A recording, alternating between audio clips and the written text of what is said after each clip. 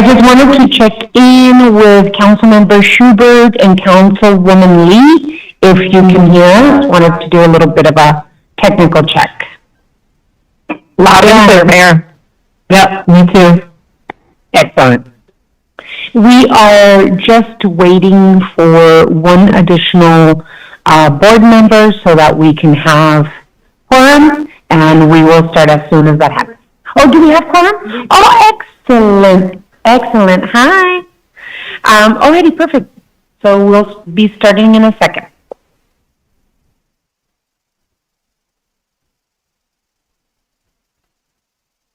Alrighty, thank you everyone. Good afternoon, and thank you so much for joining us today.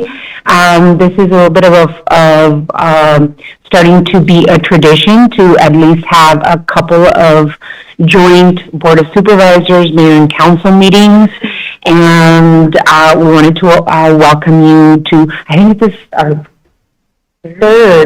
third joint meeting. Again, thank you for joining us. I'm going to have to start the meeting of the Mayor and Council, so I believe we need to go to roll call, Ms. Clerk. Councilmember Cunningham? Councilmember Donaldson? Councilmember Lee? I'm here. Councilmember Barajas? Here. Councilmember Schubert? Here. Vice Mayor Santa Cruz? Absent excused. Mayor Romero? Here. We have a quorum. Thank you. And on our end for Pima County Board of Supervisors, welcome. And I will pass it over to Clerk Manriquez to do roll call. Okay. Supervisor Cano? Supervisor Christie? Supervisor Hines? Present. Supervisor Scott? Here. Chair Allen? Oh, I'm here. Let the record show Supervisor Christie is absent. Supervisor Cano is not present. All other board members are present. We do have a quorum. I think we'll move to the Pledge of Allegiance. Pledge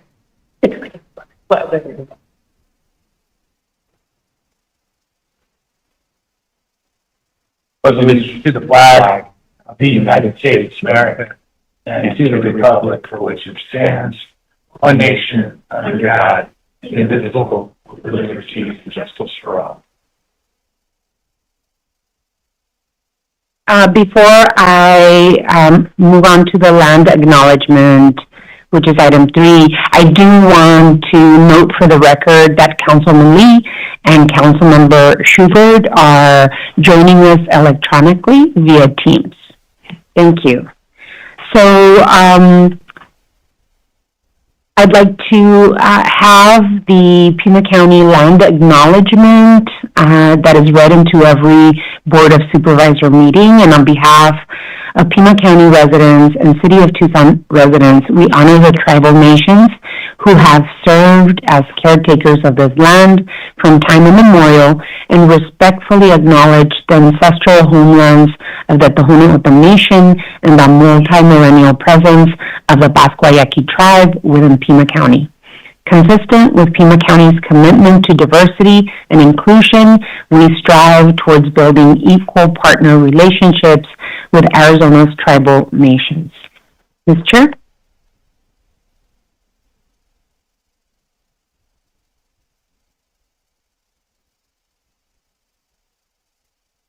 It doesn't need to be in color.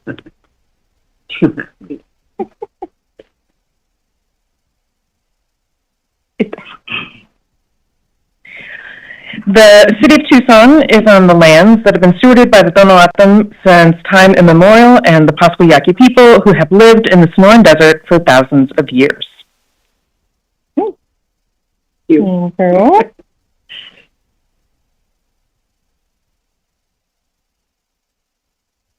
You want to? Well, can start. Sure. Well, so first of all, thank you to everyone for being here.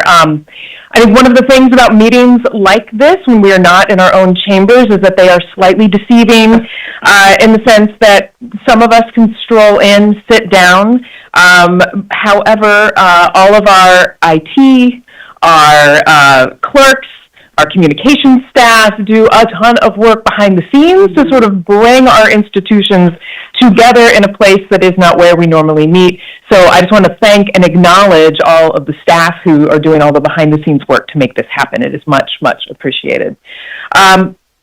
I also think that these meetings are challenging in the sense that, well, maybe it's because I'm still relatively new, but, you know, I will acknowledge that sometimes it is hard to throw out ideas that are just off the cuff and being responsive to things and ideas that our colleagues are putting out. So we're talking about the Prosperity Initiative and combating poverty and figuring out ways to build wealth in our communities. And sometimes, like,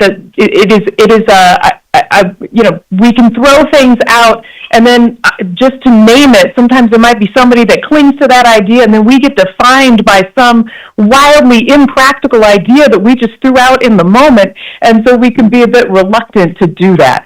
But I think that's one of the charms, the uniqueness of meetings like this. And I think that is one of the higher purposes, in fact, of a meeting like this, is for discussion. Meaningful discussion to think about how we can get out of the potential sort of silo of the city or the county and come up with new ideas. Because in that collaboration, we can be far more effective. We can be far more efficient. And we can be far more creative and hopefully addressing some of the needs that our community is increasingly facing at the root cause. So we have a roadmap, and we are so privileged to have this roadmap called the Prosperity Initiative. And so I want to thank Vice Mayor Santa Cruz, and I also want to thank someone who I am lucky enough to have on my team, Bonnie Basada, for incubating, for doing so much initial legwork, and then also our staff who are leading the Prosperity Initiative today in bringing this to us and continue to elaborate it. Because what it means is that we have a roadmap. We have examples. We have research-based, evidence-based examples of how to combat poverty in our community that have been tested in other communities across the country. Right? We have a glaring need in our community that we all struggle with, but we also have the political will amongst us to really tackle this in a meaningful way. And we both, city and county, we've got such a track record of implementing the Prosperity Initiative and taking on other bold initiatives. And we've got amazing teams who want to do this work. We've got the challenges, right, of limited funding, competing priorities, and having so many things that we need to do, right? So it's challenges around the prioritization. So, you know, all of those challenges become lessened when we can really roll up our sleeves and figure out some ways in which we can do work differently and do it together. So I'm very excited for this discussion, and thank you for the opportunity to be part of it with you all. Thank you, Ms. Chair. And I just wanted to open up by thanking the staff from our clerk's offices for putting this together, and of course our city manager, county administrator for putting all this together for us. And even though it's a lot of work, I think that it is very important that we meet together, that the Board of Supervisors and Mayor and Council meet and really try and resolve issues that is greater than ourselves. And the issue of poverty and intergenerational poverty is one of those issues that we cannot do alone. Not one government can do alone. We have to really hold hands and be very intentional about how we break the cycles of poverty. So thank you, Chair Allen, for really insisting on us having this conversation. Because as you all remember, we started, and I think I was talking to you, Chair, I started my conversations with the Chair of the Board of Supervisors back when Sharon Bronson was the Chair. And the topic there was COVID and how we handle COVID together. And then I moved on to Chair Grijalva, and our conversations there were about the opioid settlement, and that's when we decided to really put City of Tucson's designated funding with Pima County's funding so that we can make it work. With Chair Scott, we wanted to tackle our issue of unsheltered homelessness and the opioid crisis in our communities, and so we had meetings on that. And when Chair Allen became chair, she said, "I think we need to go upstream more, right? We're attacking an issue that we could tackle further upstream." And so I appreciate that because absolutely, and we don't have to drop one to work on this. And the Prosperity Initiative, I'm very proud of, and I know that you are and everyone on the county side is, because this is something that we held hands and did together. And I think that the more we do that as a city government and county government, the better it is for our shared residents. Because City of Tucson residents are county residents, and we have a lot of shared needs. And so appreciate again. I'm really sad that the vice mayor is not here because she helped spearhead on the city side, and happy that Bonnie is here joining us today. But this has really become a very important central issue, the Prosperity Initiative. It's made up of, it makes sense, right? It's made up of policies that have proven to work. And if we focus and invest in these areas, then we have proof that it works. So we just have to make sure that we're focused, that we have a focused approach, and that we're strategic about it. And so I just wanted to welcome my colleagues on the council, the Board of Supervisors. Thank you, Chair Allen, for really wanting us to start here in your chairmanship, because it really is, the Prosperity Initiative is a hopeful approach, where we are trying to get to prevent crime in our community, where we get to prevent teen pregnancy in our community. It's a preventative investment in our people. So thank you all for coming. We did have some preliminary questions so that we can start discussion. I know that we have also videos to present. Ms. Clerk, I know that your team is working on the text, so if you'd like to present the videos, or I don't know, Mr. Tamura and Administrator Lesher, if you had any opening. Okay. Yep, I think we're ready to present the city's video to start.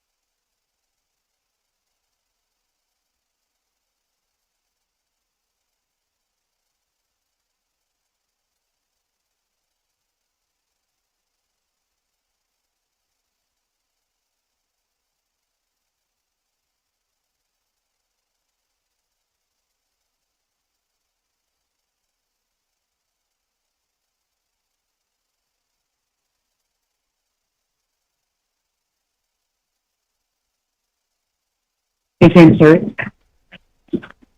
I'm going to take this tech break to also just acknowledge two other important folks that are in the room that are key players in the work with the city and county on Prosperity Initiative is the Community Coalition for Prosperity, and want to just thank and acknowledge that we have Jenny Grable, the project director, and Brooke Gillian as the deputy director for CC4P, Community Coalition for Prosperity, and that we actually make, three legs of the stool working together between city, county, and community. So thank you for the work that you all do and for being here.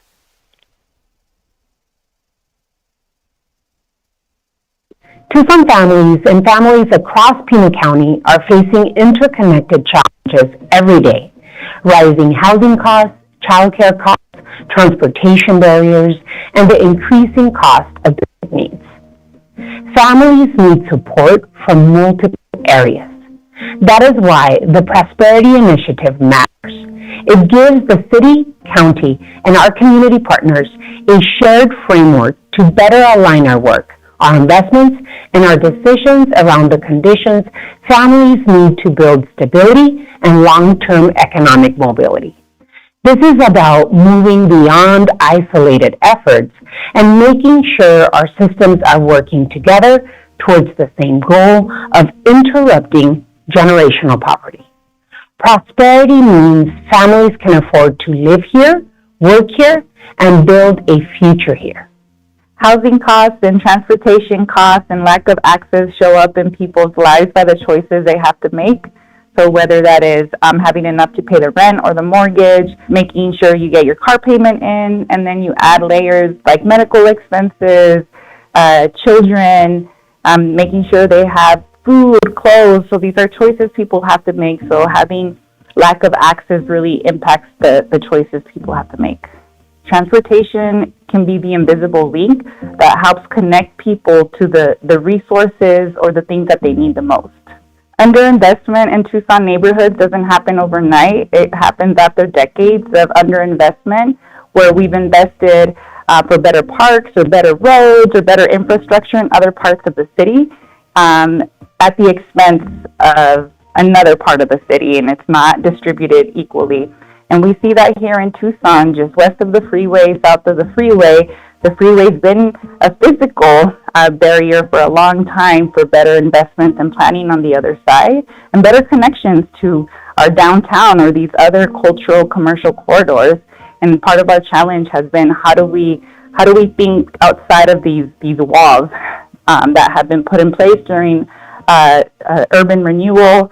And I think it's important that we prioritize reinvesting or investing sometimes for the first time in these neighborhoods so that we have more parity throughout the city.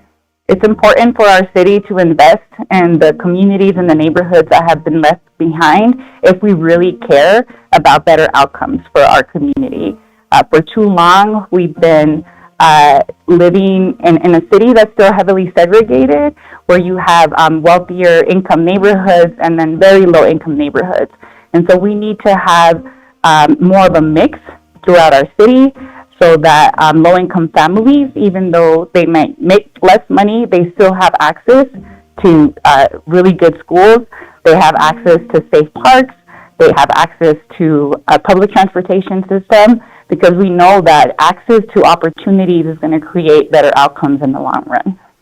The Prosperity Initiative is a shared vision between the city, the county, and our community partners looking to reduce generational poverty.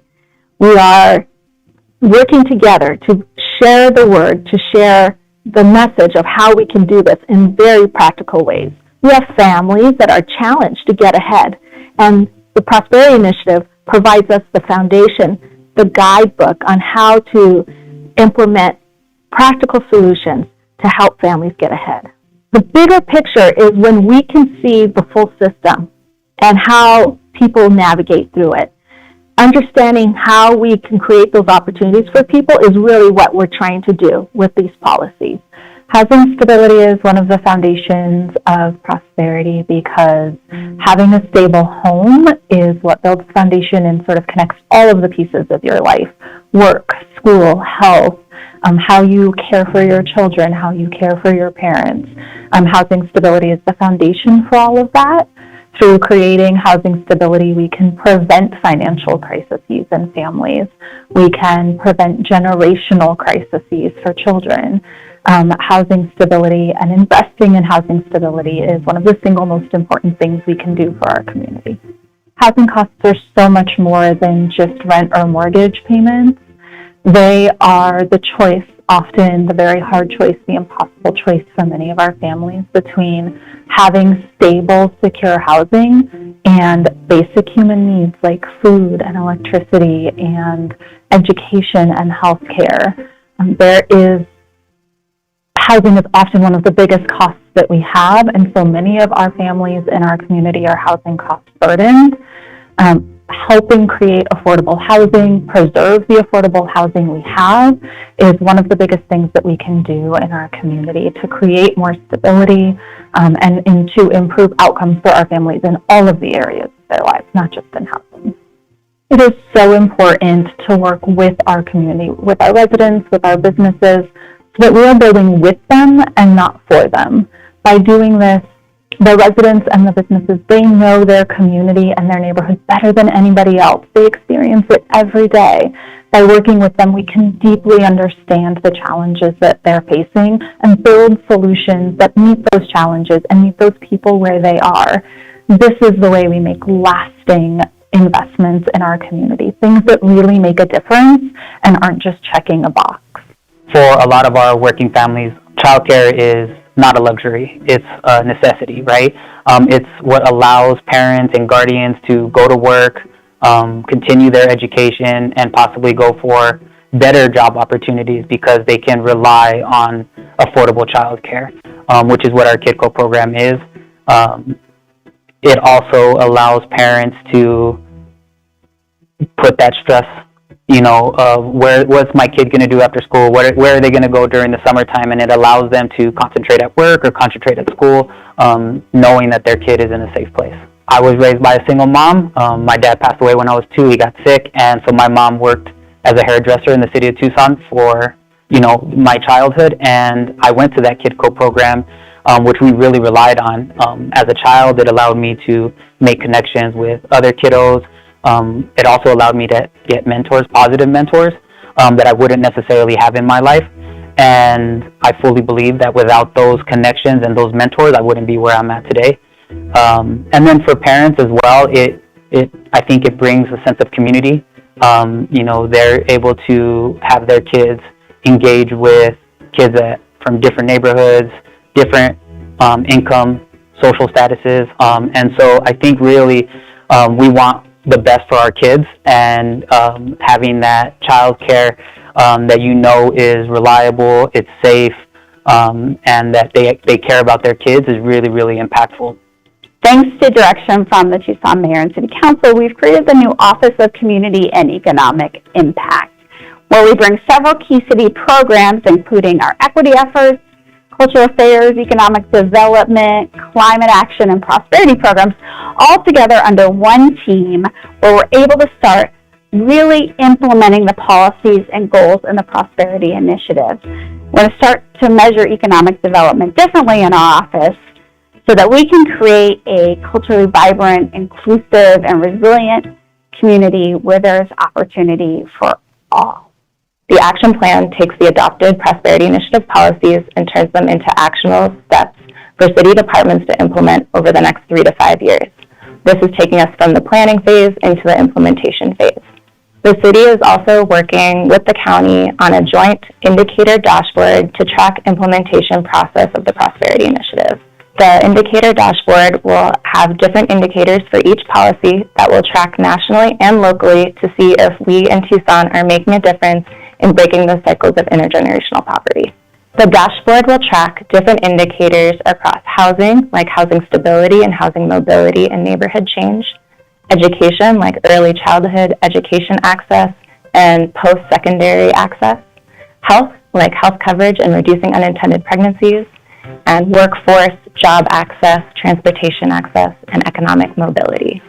All of these indicators will help city and county staff track over time if we are making an impact with our implementation of the Prosperity Initiative, keeping us accountable and letting us pivot if we need to change course. Tracking progress is important because the city and county can make informed decisions about our current policies, programs, and initiatives, and our future ones as well. It allows us to be transparent with our community about what's working, where we are in the process, if we've deviated or changed anything up, making sure that our community is fully informed, our city is fully informed, and the county is fully informed along the way. Prosperous Tucson is where City Hall doesn't just make decisions for our neighbors. It's where we listen to our neighbors, we build with our community partners, and we deliver an investment to make that a reality.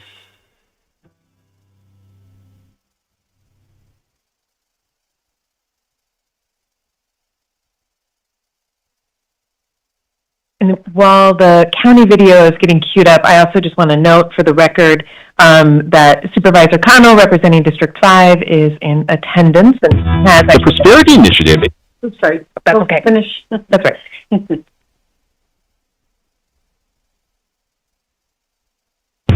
The Prosperity Initiative is a regional partnership working to reduce generational poverty. Our combined vision is a community where every family prospers. The mission is to decrease generational poverty by addressing root causes, reducing barriers, and improving opportunities for families to thrive economically. The Prosperity Initiative focuses on 4 factors that are important for families to have long-term economic prosperity: education, work, health, and housing. Helen Schaefer's role is to lead the implementation of the policy within Pima County. Solving generational poverty seems like a daunting task for a county or city government. How is Pima County helping to achieve the goals of the initiative? Well, the scale can be daunting, but it's not just us. We've got so much community support, and we're not in this alone. Our efforts are guided by a really detailed policy recommendations report, and it tells us what's important, and there's actually a structure embedded within that approach. So it's about evidence-based thinking, and our job is to introduce that structure across the organization.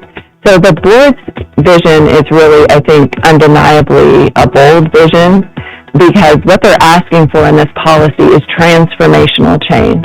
Making that happen at scale means getting really broad buy-in and maintaining the bulk of our labor at a policy and systems level. And so what that means is we're focusing on policy change, program design and evaluation work, organizational culture change, and of course it's imperative in all of this that we maintain good coordination and communication with the City of Tucson, our Community Coalition for Prosperity, and other regional partners. Right now, about 1 in 5 children in Pima County are growing up in poverty. As adults, these kids are at higher risk of remaining in poverty. Decades of research shows that investing in high-quality preschool provides both short-term and lasting benefits to the children enrolled, their families, employers, taxpayers, and the community. One economic study concluded the return on investment is $6.30 for every $1 invested in high-quality early care and education. In 2021, Pima County created the Pima Early Education Program Scholarships, PEEPS, to increase access for qualifying families with preschool-aged children to attend high-quality early childhood education programs and to increase the number of high-quality preschool providers in our region. Entering its 6th year, PEEPS has supported more than 6,000 children. I think the benefit to having a program like this is being able to have children go to school and being able to create that bigger workforce, being able to have people going back to work. And even furthering education, I've contemplated it myself, but obviously it's expensive and it's hard to do with maintaining kids full time. So without this program, we wouldn't be able to work. I wouldn't be able to work nearly as much as I can. The Community and Workforce Development Department has been connecting employers to workers for decades. But in addition to services for adults, there are several programs that aid teens and young adults in skills learning and job attainment. Dan Sullivan is the director of CWD. Dan, how do the youth job programs at CWD connect to the Prosperity Initiative? Serving young people has always been one of CWD's greatest strengths. For decades, we've been leading the way, helping youth facing barriers gain the skills, dignity, and opportunity they need to succeed and thrive. That commitment is part of who we are. Our youth programs are some of the best in the country. serving our community's youth with heart and urgency every day. For decades, we've been leading the way, helping youth facing barriers gain the skills, dignity, and opportunities they need to succeed and thrive. The Prosperity Initiative has challenged us to think differently and invest in innovative programs that prepare young people for the jobs of today and tomorrow. A great example is Arizona's only Building and Construction Trades Council Union Pre-Apprenticeship Program. Through this program, we're helping young people with barriers connect to family-sustaining careers in the skilled trades.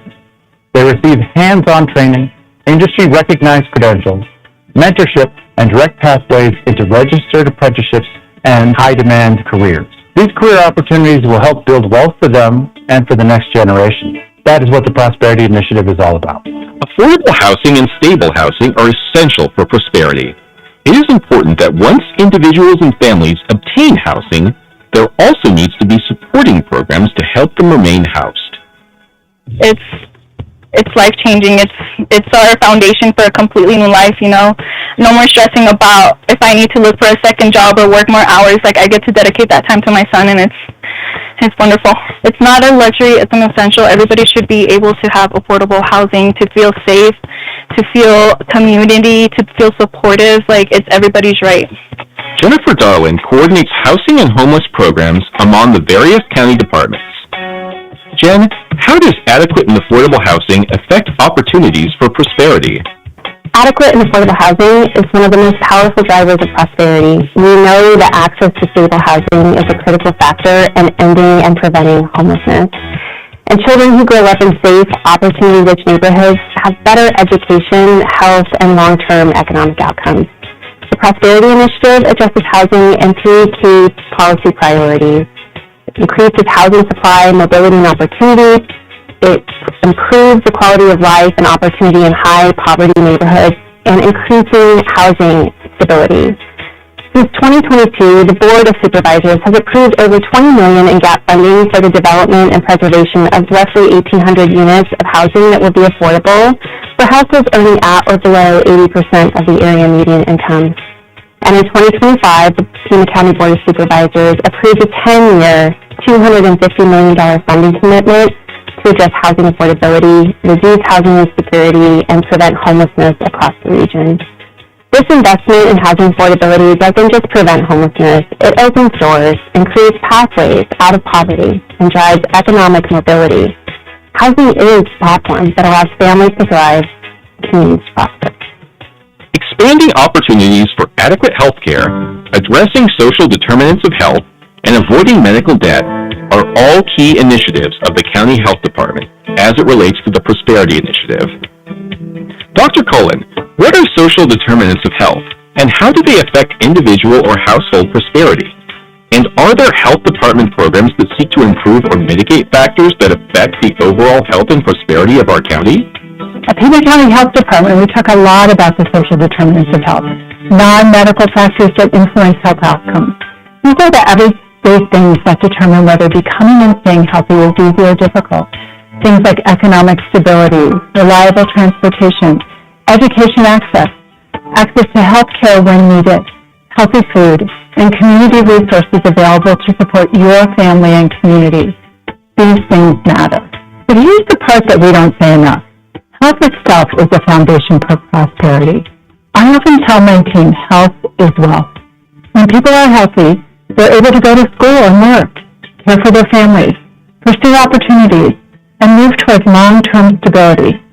Almost everything we do at the Pima County Health Department aims to improve the health and prosperity of the people we serve, especially families with children. Programs like WIC help families access healthy foods during and after pregnancy. Our home visiting nurses support new and expecting parents in their homes. Our clinical team providers provide low or no-cost services, including immunizations to prevent disease, birth physicals, and other essential care. When families are healthy, they flourish. And when families flourish, our whole community becomes stronger, more resilient, and more prosperous. An important partner in the City and County Prosperity Initiative efforts is the Community Coalition for Prosperity, a nonprofit that helps coordinate numerous community organizations in achieving initiative goals. Jenny Grable is the project director for CC4P. When Pima County and the City of Tucson adopted the Prosperity Initiative, they knew government alone couldn't carry this work. When Pima County and the City of Tucson adopted the Prosperity Initiative, they knew government alone couldn't carry this work. And that's where the Community Coalition for Prosperity comes in. We're a grassroots community-led coalition. Nonprofits, funders, businesses, and people with lived experience of poverty, all working alongside the city and county.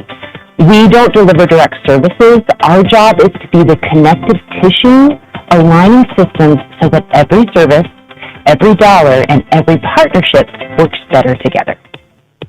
We are 6 months in, and our mission is taking root. We've held over 150 meetings with community leaders to build trust. Our coalition has grown to 49 member organizations and individuals, and our communications network has grown from 320 to 470 people who are staying engaged. For our alignment pillar, this year we asked our nonprofit partners to look inward. Over 30 local nonprofits completed the Prosperity Initiative Nonprofit Assessment, a close look at how their own programs and systems align with the initiative's goals.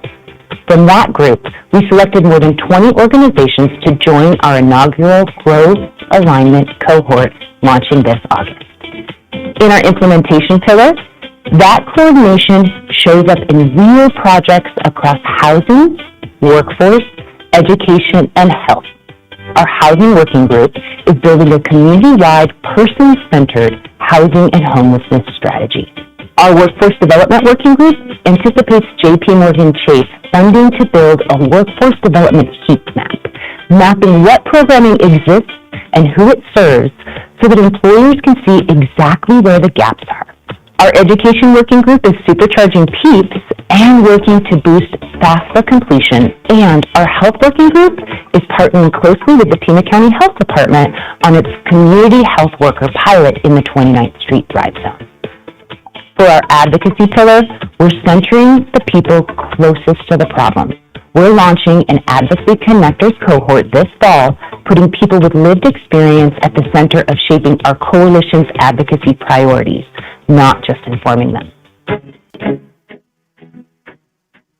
This quick overview of the Prosperity Initiative and Pima County's policies and programs seeking to improve our community's overall health and prosperity is just a scratch on the surface in understanding all we're doing. Over the past 4 years, we have aligned the county budget to building a more just, verdant, and prosperous community. We adopted the Prosperity Initiative in 2023 and have been working toward embedding it in the culture of the county and its budget writing. Reducing generational poverty and improving overall community wealth are enormous undertakings that require all of us working towards these common goals. The county's partnership with the city in this initiative is invaluable and cherished, as are the contributions of all the regional partners. This journey to prosperity, like the journey of life, will not be without its bumps and setbacks. But I believe the commitment of the city and county to work every day toward improving the lives and opportunities of the people of Pima County will see us through.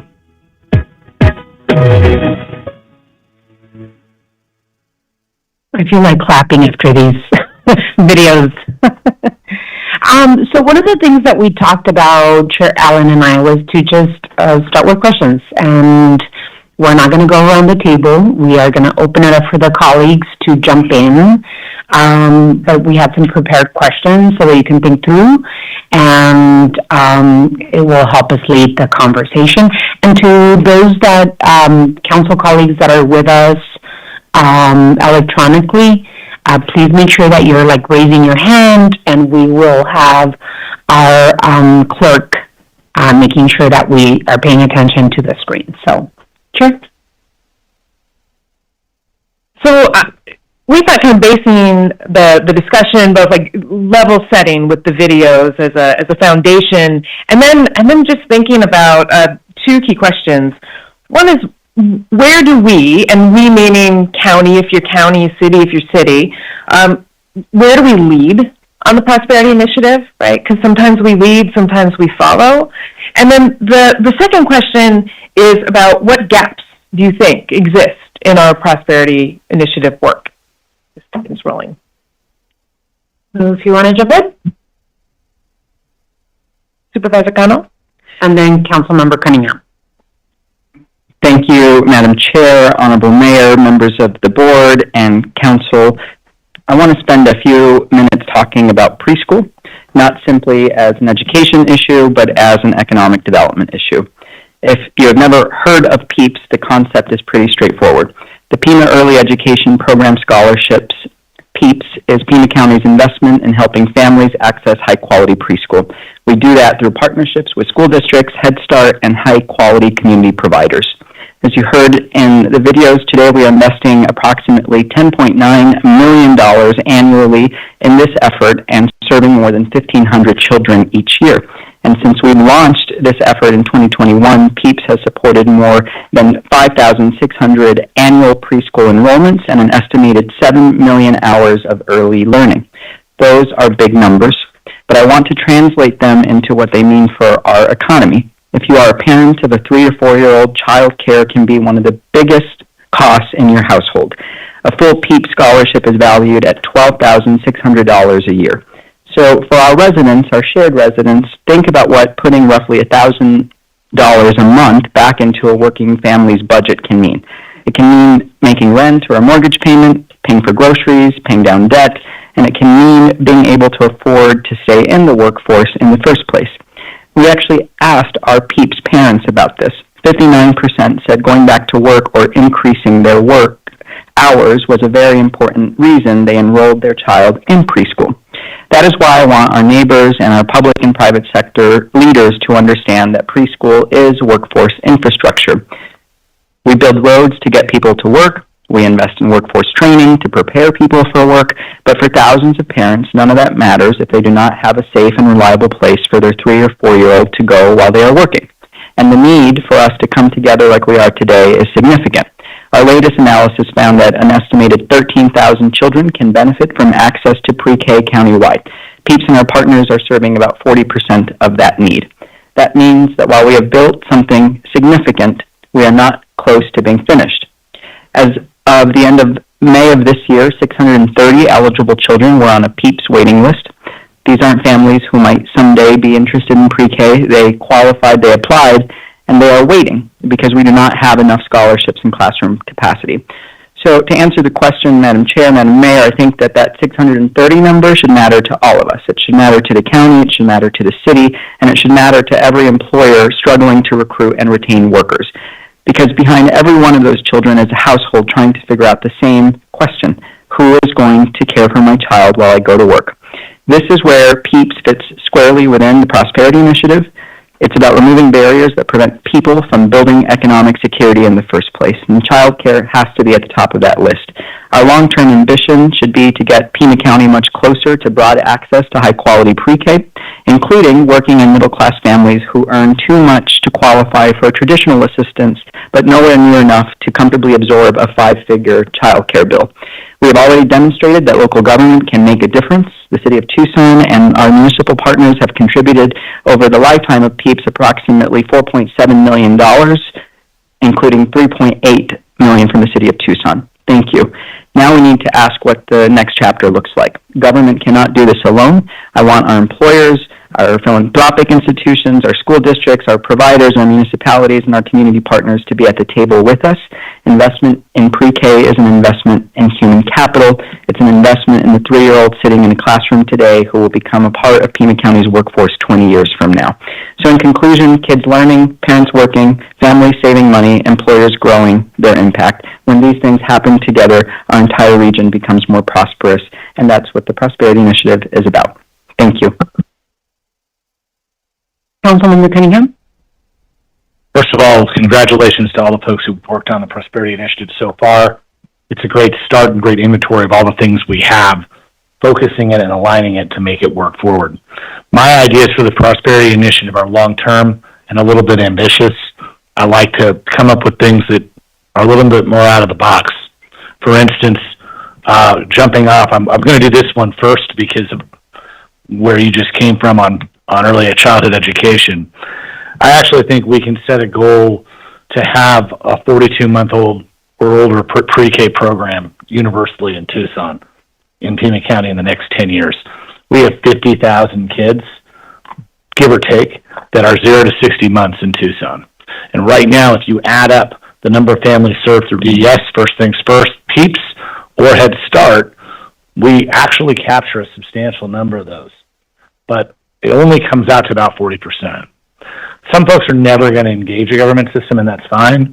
But if you really think about it, if we had 42-month-old pre-K and older universally, we'd cut in half that piece. The other thing I think we should, again, advocate for at the state level is a model that California uses, in where parents can cash in half or part of their unemployment to take up to 6 to 12 months off in the first year of their child's life. That changes some of the dynamics between the child and the parent, and it also relieves some of the stress on the social system for daycare. So I think those are two programs that we can look at. Whether or not they are folded into the Prosperity Initiative short-term or long-term, I think they're worthwhile. Moreover, we also have KidCo in the city of Tucson. It's an amazing program, but we're serving only about 1,000 kids. I think with some minor tweaks to how we fund it and what we do charge, we'd meet the gap and be able to offer it to 6,000 to 7,000 families in the city. We've talked about this multiple times, and I think it's time that the Prosperity Initiative look at those numbers to see if they hold water. Moving on, I'd like to talk today a little bit about personal debt relief and consumer debt relief for our citizens. We have so many folks in Tucson that get underwater with credit cards, personal loans, and car loans, and when we do find, and sometimes end up in our unsheltered program, and when they're coming back, that's one of the biggest barriers and one of the biggest pieces. And I don't know how we understand how we can relieve consumer debt within the city of Tucson, but we have a number of different private citizens who are so overwhelmed by the thought of confronting consumer debt and student loan debt long term that they don't even know where to begin. And I think it's one of the biggest challenges we have. I saw that we have some great programs that we're doing for after graduation for our young people age 18 to 25 as they develop job training. One of the things that I think we ought to consider is establishing a city college, a county college, or expanding the community college so that it includes baccalaureate degrees and includes the certifications necessary to be vendors at both the county and the city, certifications to be a tradesman at both the county and the city. That could be handed out through the community or city college that we have. It's the same model that's used in New York State, city, and county. And at the end of that, I think it's really important that we do have an alternative for local people to send their children to college. I just wrote a $7,500 check for my son's tuition, and I think that's a lot. And I wonder how families that are struggling are able to put their kids through school. There's no excuse to not have a public baccalaureate degree system that only charges $175 a credit hour. And I think that's there. I think the math works out there, and it's something that we should look at with Pima Community College. Back to affordability, I think our challenges are twofold. One of them, I think, is the rehousing piece, where we have to establish some opportunity for folks who are in the rehousing process. Every single time you're rehoused, you have to come up with a deposit, first and last month's rent. You get a credit check. You have to get tenant references. And if you've been evicted, you might as well forget it. We can't have that. We have to have some guidelines for landlords and some opportunities for landlords so that they can protect themselves if they do, when they take risks on rehousing folks who have in the past possibly been bad tenants. But at the same time, we have to take care of our tenants too. We have to take a look at opportunities to relieve or work off past utility debt and enroll in utility programs. Last thing for the county, I urge the county, our county partners, to consider promoting annexation and incorporation countywide and then using that opportunity to lower property taxes. Because if that does happen, it does make Tucson more affordable. I know it's the last thing you guys need to hear from me right now, but the fact of the matter is that's one of the barriers that we have in making that housing piece affordable. My last piece will be about mobility. I saw that we've talked a lot about transit with mobility, but unfortunately, our community was built post-war, and as a result of being built in post-World War II and having multiple neighborhoods that are suburban and one story spread out, we are a car community to some degree. Eventually, we'll build the density we want to be transit-based, but for now, most households at least need one vehicle or access to one vehicle. I think there's an opportunity there to set up a co-op in which a nonprofit would provide guaranteed air conditioning in the vehicle. I think that's really important. Repairs and maintenance, insurance, all in one lease payment. So if your car broke down, you just get another one, and it would go back to the shop and be repaired by someone else. But it would be all in one payment. If we can keep that payment under $350 a month, I think there's a lot of folks that are struggling out there that would buy that. And it doesn't really have to be subsidized that much. It's a very minor subsidy. It's about taking on the risk of the vehicles. If all the vehicles are the same, the deductible can be lower and the underwriter can probably handle it. The math actually works. So those are my things for today. Again, the Prosperity Initiative is outstanding, but the Prosperity Initiative 2.0 or the opportunity can take some of these out-of-box ideas and actually implement them. Thanks for indulging me and allowing me to pontificate. Thank you. Any others?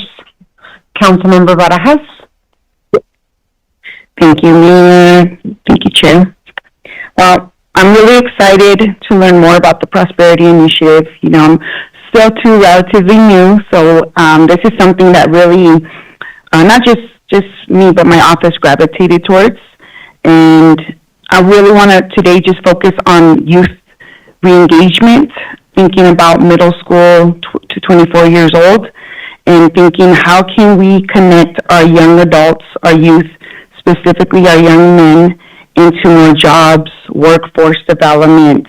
How can we do a lot more around preventative, violence activities and events and awareness, and really honing in on those zip codes, those neighborhoods that are experienced or have historically experienced a lot of, violence and just barriers. So, since I've taken office at Ward 5, we've been really engaging with our youth. We have youth fellows, former Sunnyside alum, and now U of A students. We have current high school students at our office. So the youth voice is very important. We've been hosting roundtables. We've been meeting the youth and families where they're at. I've attended several Southwest Rams practices, talking to cheerleaders, football players, and parents that aren't fully aware of, one, who I am, but just what the city and the county is doing on these initiatives. So I really want to think and pivot towards how can we be more intentional on engagement? How can we reach those non-traditional nonprofit partners like our youth leagues, our sport leagues, and really community-based nonprofits that are on the ground level, that are doing that neighborhood activation. And we've been having a lot of hard conversations with young people and their families around losing loved ones to gun violence, to street racing, to domestic violence issues. So it is going to take a holistic approach, but I know we can get there. And one other component that I really want to focus on is park activation. Thinking again around the neighborhoods that I represent. Ward 5, we're the hottest parcels, we're the hottest zip codes. Our temperatures at some points can be 7 to 15 degrees hotter than other areas of town. So our parks, our green space, our access to trees are very important, and they're very limited. So I really want to think about, the strategies that the Prosperity Initiative carries: improve quality of life and opportunity in high poverty areas, center to Gen whole family approach, hearing again from the concerns and families, and partnering with Parks and Rec and Tucson Police Department, which we're already doing, how to activate how to activate our sports fields that aren't used as much, splash pads, ramadas, making sure that the bathrooms are clean, that the snack bars have activity and more. And then that leads into addressing climate resilience and environmental justice. So again, thinking of those zip codes, and this will hopefully, prevent and reduce crime if we do more of that community-oriented public safety partnerships. And my hope is that, with Supervisor Cano discussing PEEPs, now this is like the next step, right? The next phase. So we're looking at that early childhood, which is super critical. I know both my daughters went through the PEEPs program, and I am a testimony of being able to work while I was able to drop off my daughters at preschool. And I really want to think about the middle school and the 24-year-olds around, again, youth jobs, youth employment, mentorship, access to mentorship, and, seeing that list of nonprofits expand. So thank you. Supervisor Scott. Thank you, Chair Allen. Thank you, Mayor Romero. Colleagues, good to be here with all of you. I really appreciated the 2 question prompts. I think they're the right questions to be asking ourselves and the community at this stage of our implementation of the Prosperity Initiative. The most significant way that we are leading is by making a commitment to taking on intergenerational poverty. If you take a look at the 250-year history of this country, there is a recurring theme of our obligation to take on both inequity and deprivation. And the Prosperity Initiative, therefore, is not just a policy framework to guide our budgetary and other decisions moving forward. It is also a moral undertaking by this entire community and demonstrates a commitment to lift all of our people up. To the second question, I don't know that I necessarily see gaps that exist in our work so much as a need to always remind ourselves of why we started this work and what we said would be benchmarks for success back when we started.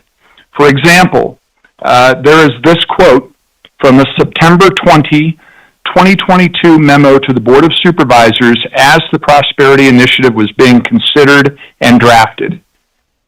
And it says as follows: drawing from recent research, staff will likely recommend policies focused on 1, ensuring the availability of jobs that will economically support a household, 2, providing an effective social safety net, and 3, building individual and community assets.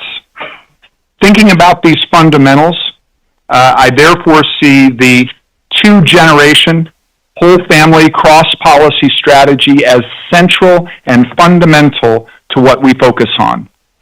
We can't help kids to have brighter futures unless we are helping their parents now. A Prosperity Initiative goal for 2026, as stated in a March 16, 2026 memo to the Board of Supervisors, is to identify specific goals for implementation progress with clear milestones and measurable targets. All of those goals should answer the question, how are the goals that we are setting helping families now so that our children lead richer and more fulfilling lives in their futures? We need to always distinguish as we're doing this work between what government should and can do and what the private sector should and can do. The Prosperity Initiative mandates a relentless focus on economic development that results in more and better paying jobs for our people. And we have 2 initiatives going on right now. The Board of Supervisors is going to be considering the 3-year reappraisal of our Economic Development Strategic Plan at our next meeting.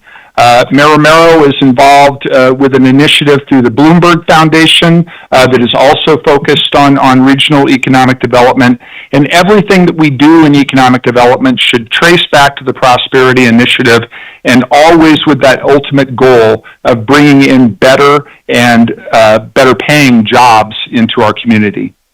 I think the Community Coalition for Prosperity is an outstanding resource for helping us to keep our focus, to help differentiate between public and private sector actions, and to be a clearinghouse for ideas from within and without the community. I would like to hear more being reported to both the Board of Supervisors and the City Council about our partnership with the Urban Institute. I think we need some more information about what we are learning from other communities and what they are learning from us. One last point, and this goes back again to where we started. This needs to be more of a regional effort than it has been so far. The towns, the Pasquayaki tribe, the Tohono O'odham Nation need to be more involved than they have been up to this point. They were part of the drafting of the Prosperity Initiative, but in terms of implementation, I think we need to reach out and do more to include all of our other jurisdictional partners. Thank you all very much. And I did see Councilmember Schubert's hand up, so Councilmember Schubert. Thank you, Mayor Romero and Chair Allen. So first of all, I want to commend Vice Mayor Santa Cruz for initiating these conversations a few years ago, and the full Mayor and Council for adopting the final policies. I'm really proud to be working with colleagues who recognized the need to invest in prevention, youth, and community resources to impact Tucson's poverty rates long-term, and acted upon it. I also appreciate that this plan is regional in scale and that we have wide-reaching buy-in, including from our county partners. In a challenging financial landscape, it's imperative that we do our best to both divide and conquer and thoughtfully complement our efforts to ensure we invest both comprehensively and impactfully.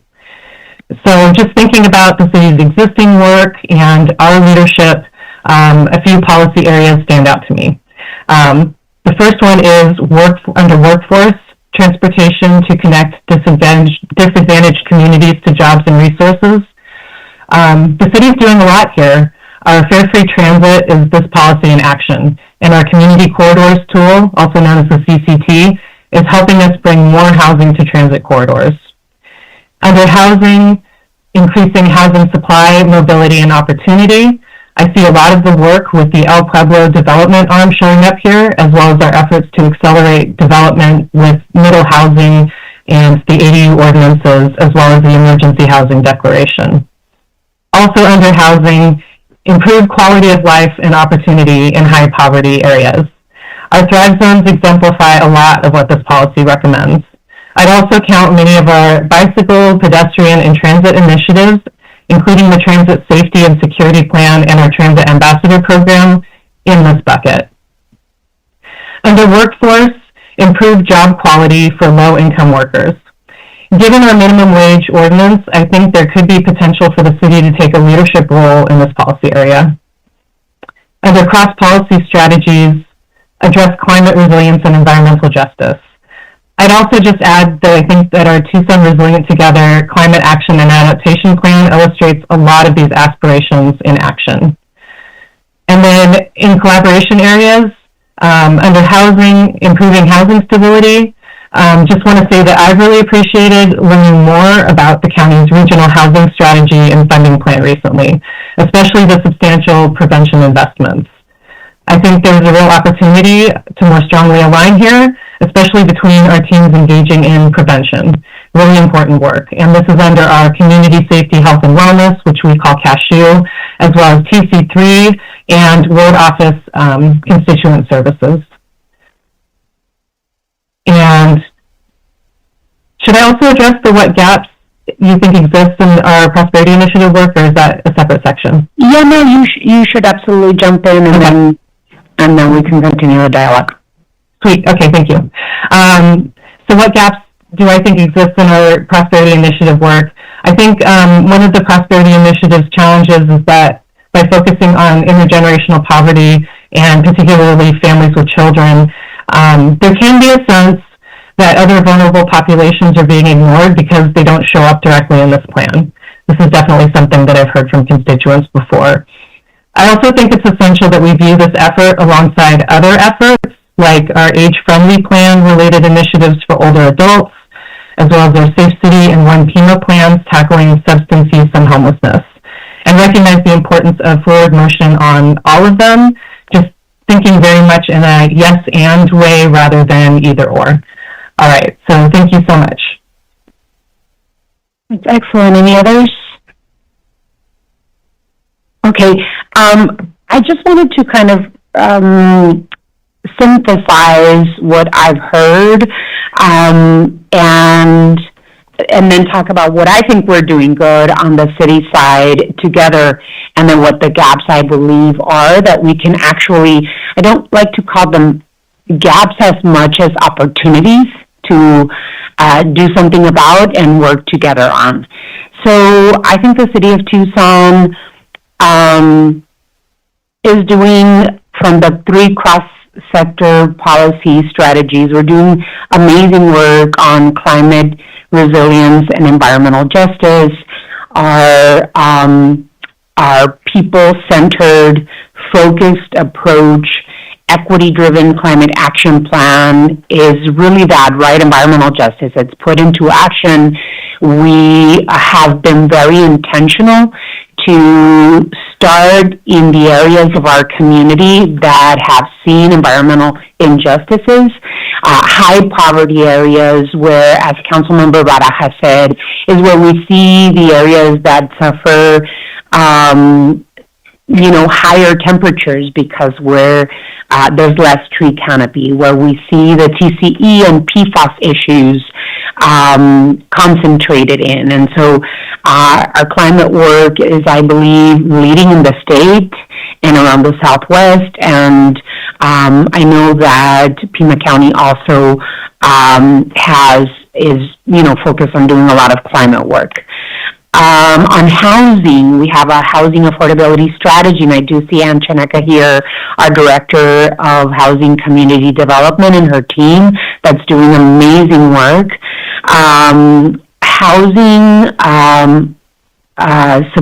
Increasing housing supply and creating opportunities in areas of our community and throughout the city of Tucson. I think we're excelling there. I highly commend Pima County for your investments in affordable housing. I think we're working incredibly well together there. And your EELS work is unbelievable, and that's the housing stability piece is important. So we hold hands on many of the projects that that the city of Tucson is pushing forward through federal and state grants. One of the things that transportation too, right? Transportation, providing free transit and mobility options for disabled communities and elderly is something that's very important. On the numbers in terms of who's using our transit system, the numbers of people aged 24 to 52 increased in Tucson because of free transit, and those are the workers. Right? Those are the workers. Those are the people that are getting to work with a free transit system. And so I think we're doing good on that, especially now that we have additional funds that Mayor and Council created the Transit Safety Action Plan, and we have the funds to make it happen in the transit ambassadors. We tested out transit ambassadors this week on a back to school, safe routes to school type of program, and having ambassadors out in our community helping kids get to their schools, and it was wonderful. Anyway, so I think we're doing those things very well.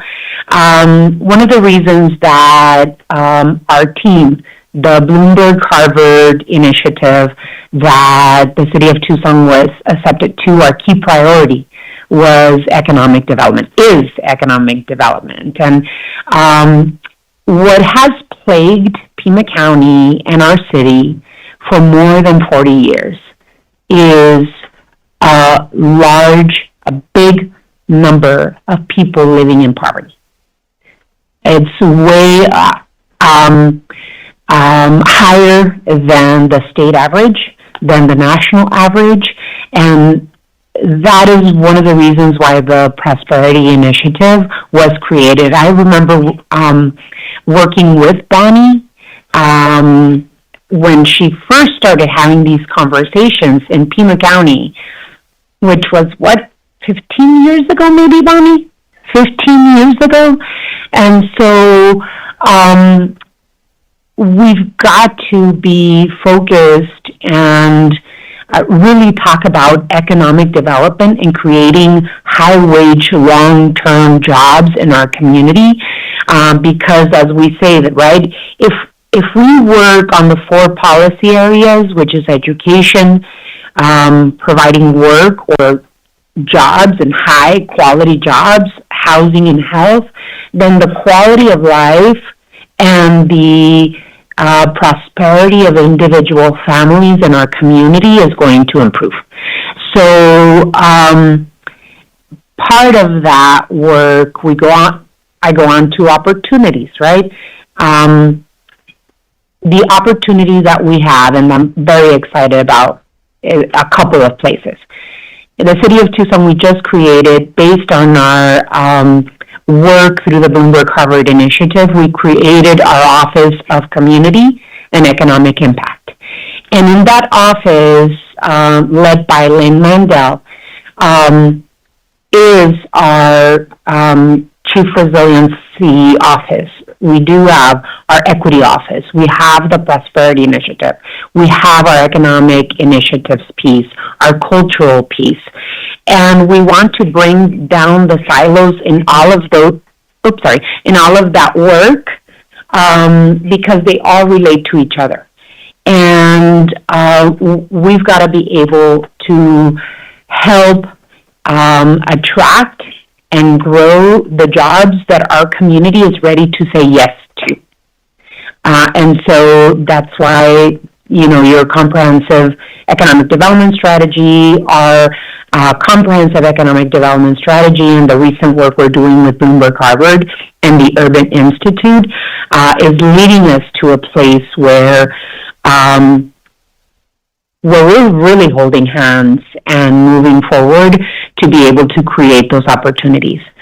On the gaps, I think that we need to continue in focusing on prevention and reducing crime prevention and reduction. The city of Tucson just created an Office of Violence Prevention and Intervention, and I know that Pima County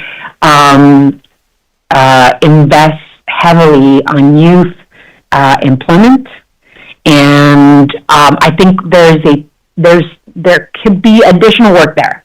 I really do think that there's the capacity on both the county and the city side to have a focused approach to youth investment, job creation for youth, and preventative measures and investments to reduce crime and violence in our city. And then on the economic piece, the city of Tucson has a small business program that I really believe we can hold hands on. We don't have to reinvent the wheel, that we can do some really good things together. We have tons of workshops. Our small business program is something that we just created for the past almost 7 years. We created the small business program, and so we have that experience under our belts that we can share with Pima County, that we can do amazing work together. Most recently, the economic development work that we've been partnering with has been very encouraging to me, including our teams at Economic Initiatives and the Economic Development Office in Pima County. Our trip with Pima County and the Arizona Commerce Authority to Taiwan and the University of Arizona is an area where there's really good possibilities of opportunities. So those are the areas I think that we can take and run with and continue focusing on. So I don't know if you want to add anything or any of the staff wants to add. So Supervisor, I was going to say Supervisor Cano, but you can call him. You could also say Supervisor. Supervisor Cano. Thank you, Chair Allen, Madam Mayor. What I really appreciate about today's conversation is that we've been focused on the long-term plan, and that's really critical. I hesitate to not mention the immediate short-term threats that we have with state and federal cuts making their way down to Pima County and really harming the ability for us to see the Prosperity Initiative be fully implemented. I wanted to take the opportunity to promote Pima County's leadership on this, led by my colleague from District 2. This board has now implemented 2 rounds of short-term crisis and emergency resource grants, investing nearly $2 million in one-time support for our trusted community organizations facing cuts. Round 1 provided about $900,000 for emergency needs, including food, housing, utilities, legal services, medical expenses, and transportation. And Round 2 added another $900,000. So as the demand for doing something locally to ensure that disruption does not happen, what we know is that we are getting more requests than available funds that can sustain the amount of need in our community. In Round 2 alone, we received 67 applications totaling $3.8 million. Ultimately, 28 programs were funded, supporting organizations like the Community Food Bank, Pima Council on Aging, Sister Jose Women's Center, Emerge, Step Up to Justice, others helping ensure that the Prosperity Initiative stays implemented, that we don't fall back on our commitment to these issues. We cannot replace every dollar that disappears from Washington or Phoenix, but we can make sure that families are not left to face hunger, housing instability, medical hardship, or other crises alone. And that's what holding the line looks like. So I think it's a very important part of being able to leave this conversation recognizing our shared commitment while also looking at how we are responding to the picture in front of us. And my colleague from District 2, I'm sure you have some additional words that you'd like to say on the impact that you've seen on those funds as well.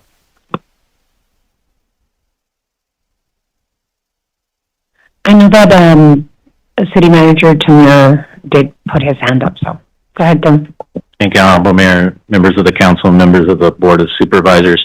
I wanted to touch on just a couple of things of note, reflecting on what you've been presenting here today.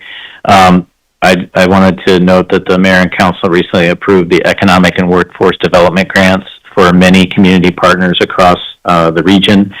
I bring that up myself because I had it on the menu of options for potential reductions to meet budget and was redirected pretty soundly by the mayor and council at that time. So that's a $1.2 million over 2 years investment for those organizations.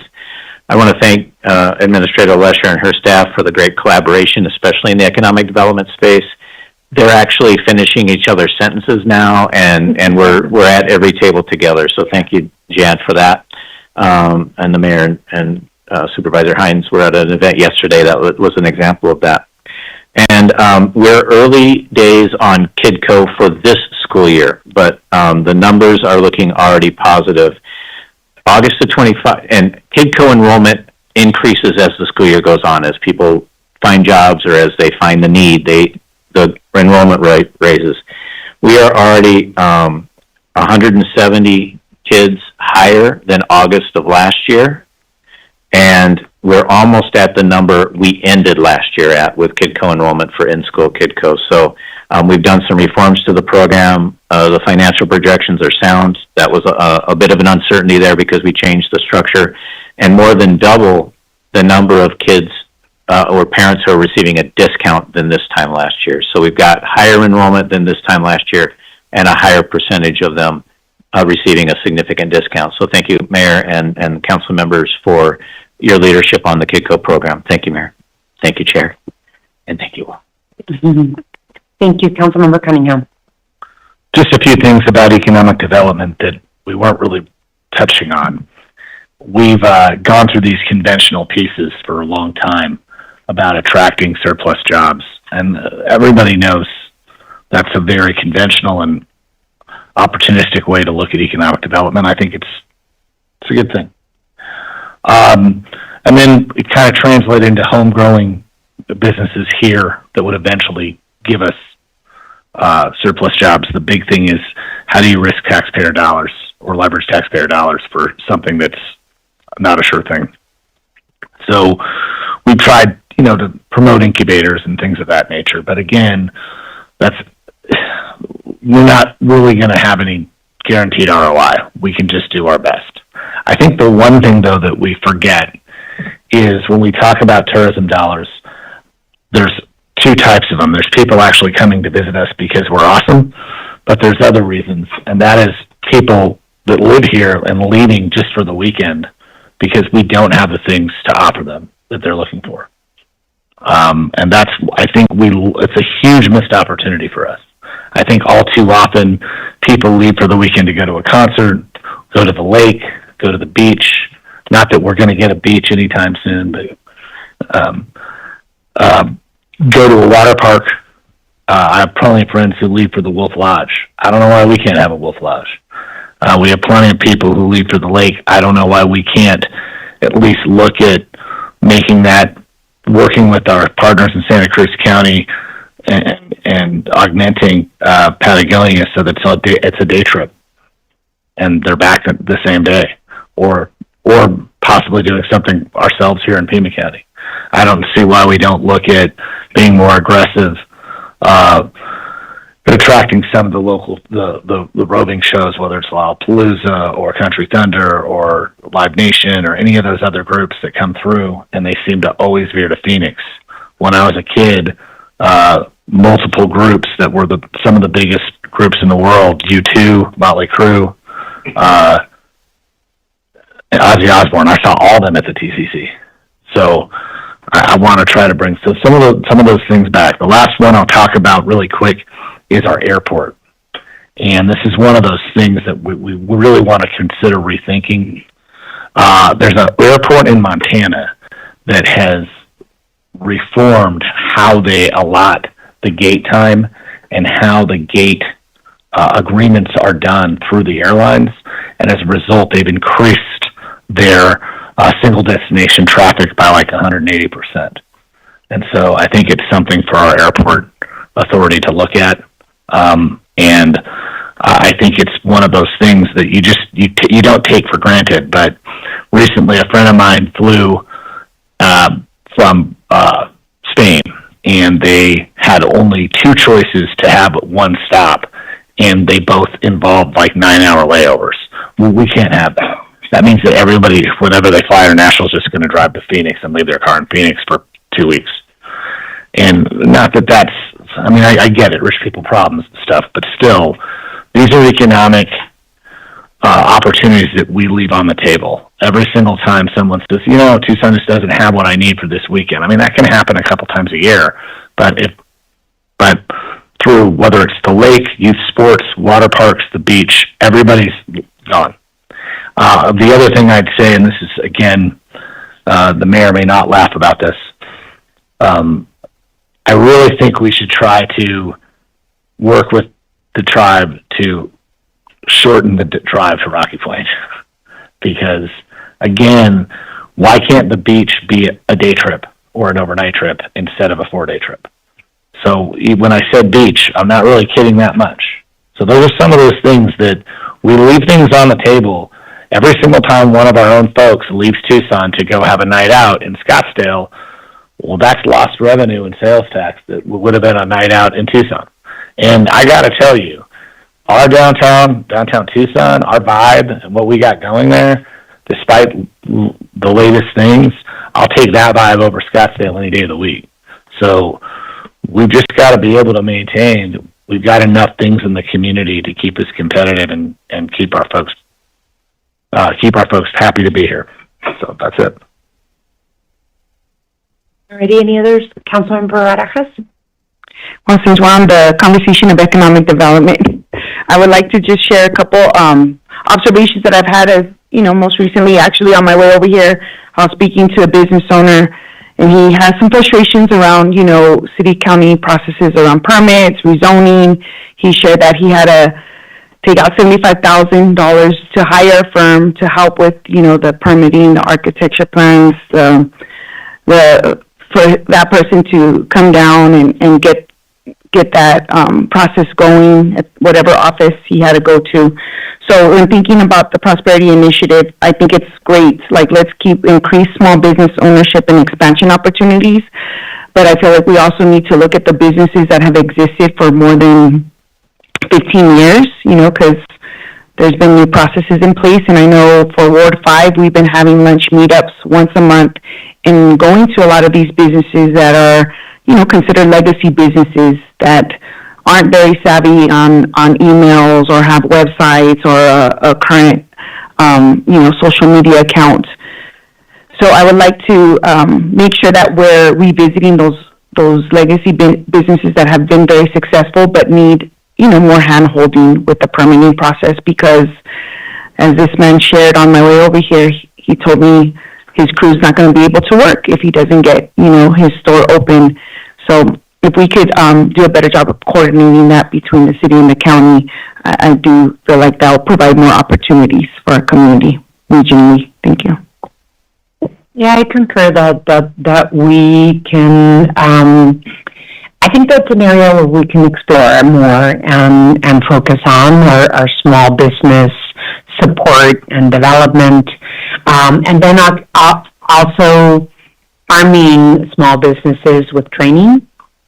That's something that our small business program has been doing really well, but I mean, we used to have 3, now 2 individuals that run that program. We could do so much more if we were to do it together, sit down and talk about how we expand that work, because 60% of our economy or our jobs in Pima County are created by small businesses. So I agree that we can do additional work together in this space.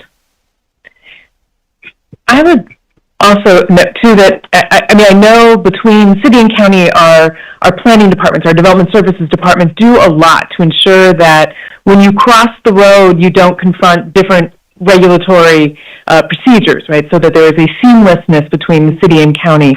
And I know there's effort to look at what could be done to sort of speed up those processes, but I think clearly more could be done. And I think it's a brilliant idea of sort of integrating in some of the legacy businesses as well, because we do focus, and there's an increasing focus, I think, from entities beyond the city and the county on small business in this moment in time, but thinking about the legacy businesses that have been anchors in our community and how if folks kind of hit the ceiling, what that next growth step is. Because I've heard higher numbers that job growth, that it generally comes, I've heard sort of 90% of new jobs that are created are from existing small businesses. And so there's such an anchor. I wanted to find one thing on Councilmember Cunningham's comment about sort of venues and attractions, right? We've got attractions in tourism and Visit Tucson. We have Mosaic Quarter under construction, but when it is completed, we'll have, I believe it's 3 new concert venues. Will be brought online. So we can, if we build it, they will come. No, I wish, but we do bringing the recruitment from it, but we will have new space that is specifically aimed, I think, at that need. And, maybe Motley Crue will come. Well, I would say this. What I'd say is that actually Mosaic is a great opportunity, but I think there's other opportunities where there's some true collaboration, like tangible, that we already have some, but I'm talking about on an economic development standpoint. This is an opportunity where we can reimagine what the CURP does. We can do that with Tucson Water. There's actually some pretty significant ideas and opportunity there, and we can even change some of the zoning so we get some hotel venues out there. And I think that's the long-term vision for that area. Lastly, I'd actually say that we build transit from downtown to that area along the Southern Pacific right-of-way, because they don't own that right-of-way, the state of Arizona does. But to be able to go from the Stadium District and the Keno District to downtown on a train through multimodal transit would be actually really good. And so I think there's a substantial opportunity there to build out Mosaic so that it is a youth sports destination and not just a youth sports destination. With what you're building at Mosaic, we have the opportunity to put in and possibly do something really out of the box, like host the Pan Am Games or something like that. And I'm saying that with a straight face because I'm dead serious. And yeah, congratulations on what everything's going into Mosaic. It's going to be an outstanding project. But I think the lesson goes back to 30 years ago when we built a gorgeous stadium and they came for 15 years and they left because we didn't follow through on the second part of that vision. I don't want this body to do the same thing. I want to highlight something that Supervisor Cano talked about, which concerns me a lot, because one of the 3 cross-policy strategies, again, I go back to prevention and reduction of crime, and that we're doing a lot of work together also on unsheltered homelessness and opioid addiction, but Supervisor Cano talked about federal cuts that will impact that work that we're trying to do together, right? Federal cuts to Medicare, which is access here in Arizona, and food stamps or SNAP is going to really affect people that are super vulnerable right now, that can, because of the lack of medical services and food support, can become homeless. The city of Tucson had a volunteer recognition celebration through our Housing First program because we partner with a lot of churches and individuals that help do street outreach in our community. And one of the providers talked about it is going to exacerbate unsheltered homelessness. The cuts to Medicare and SNAP benefits is going to exacerbate unsheltered homelessness. And this is a federal decision that was thrust upon all of us, and it really is outside our hands, and we, both county and city, do not have the resources to alleviate those needs. And so I think we also have to have a conversation with the community and with each other about how do we attend to those concerns and try and push back on those federal decisions that will affect all of us. It's huge. It's a huge problem, but it will affect our community and the impact on the amount of people that find themselves unsheltered. And it will be the most vulnerable. It will be the seniors. It will be the people that are disabled. It will be people that have serious mental illnesses and that had been previously homeless, and because of this will have to either afford a home or not. So I hate to be so sobering, but I think it's something that we should discuss as board, as a county and the city. Councilmember Parra. Is that something that we could bring in our congressional members, CD6 and CD7, onto? Because I know we've had a lot of conversations with our constituents of, folks coming because they're about to get evicted or just different cases, and they call our office because we're the local, representative. They know where we're at. But it would be good if we can bring them in too when that starts to happen.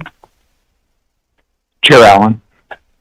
Supervisor Scott. Could we ask either Administrator Lesher or somebody that she designates to share with everybody what the county is putting in place to try and help our constituents who are dealing with Medicare and other federal cuts? The board recently got a briefing from Dr. Cullen and from Director Sullivan on those efforts, and I think following up on Mayor Romero's point and some of the other concerns raised by our colleagues, that it would be instructive to get an overview of that.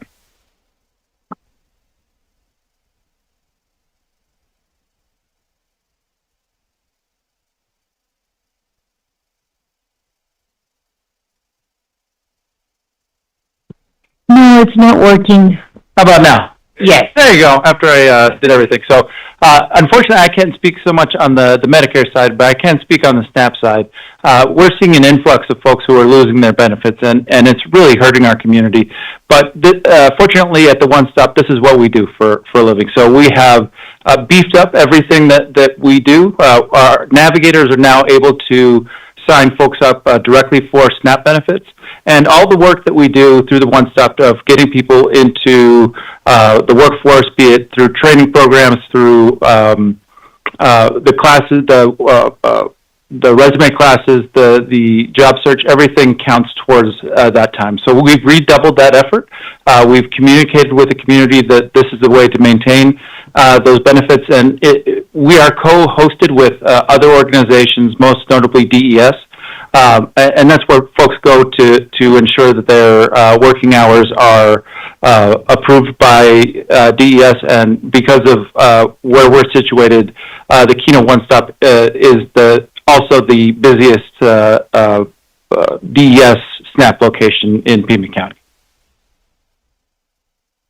Here, Alan.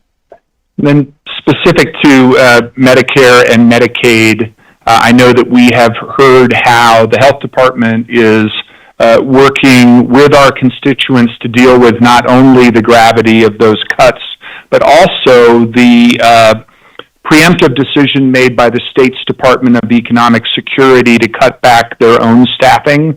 And the states are facing potentially very high penalties for their error rates with Medicaid, and that came about at the same time there were these cuts at DES, and I know that Dr. Cullen and her team are working with our constituents to help them navigate not only the effects of those cuts, but how to deal with a DES bureaucracy where they're not always getting responses to their phone calls.